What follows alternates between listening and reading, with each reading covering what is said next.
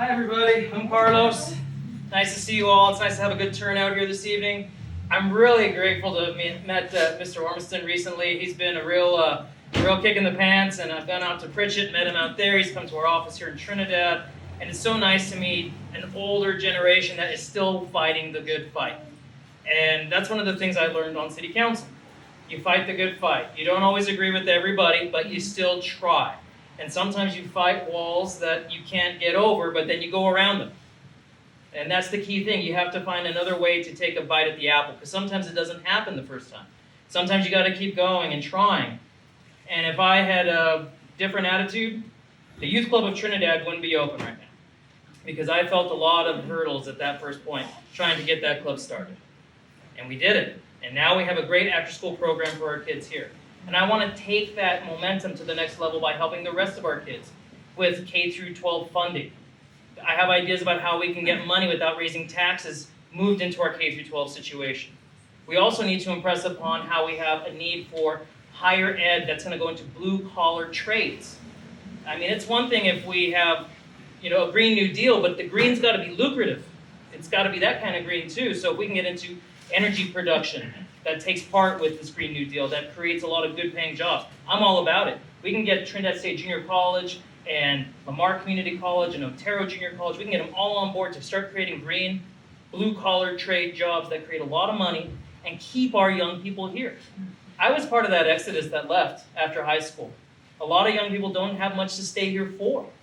And the people I've been meeting out on the Eastern Plains or in the San Luis Valley that are ranchers or farmers, their kids don't want to do it. They're my age and they're already settled off with their families up north or out of state. And now these families have to sell their water rights because they have nothing else left to keep them going.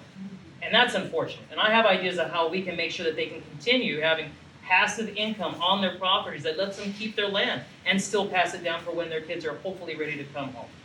But lastly, in order to make sure we can grow our families, we have to impress upon the health industry how vital our rural hospitals are here in these parts of the states. I was telling a family earlier, I was born in Raton.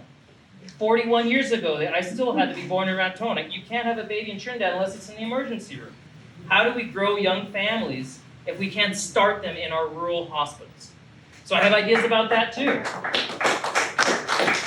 Thank you. So I think if we can get some momentum going with all these three topics of mine while still preserving our natural resources, our water, but the key thing that ties them all together is rural broadband. We need to get rural broadband at a proper megabit speed down here and throughout all the parts of the state that are rural. Because otherwise we are tied with one arm fighting behind our back. And we need to make sure that we are on the same level field because we are just as smart and talented as anybody else. We just don't have the same resources. And our young people deserve it.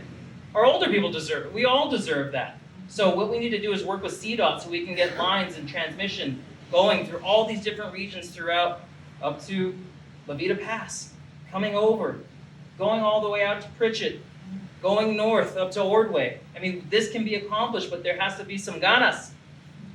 My mom said, échale ganas. We have to have that desire because otherwise we're not going to make it. We're going to continue to see retirement communities turn into ghost towns. And that's not what we need. We've done a lot to revitalize this downtown while I was on City Council. I'm planning to keep that momentum going and revitalize the rest of Southern Colorado. Thank you very much. I'm Carlos.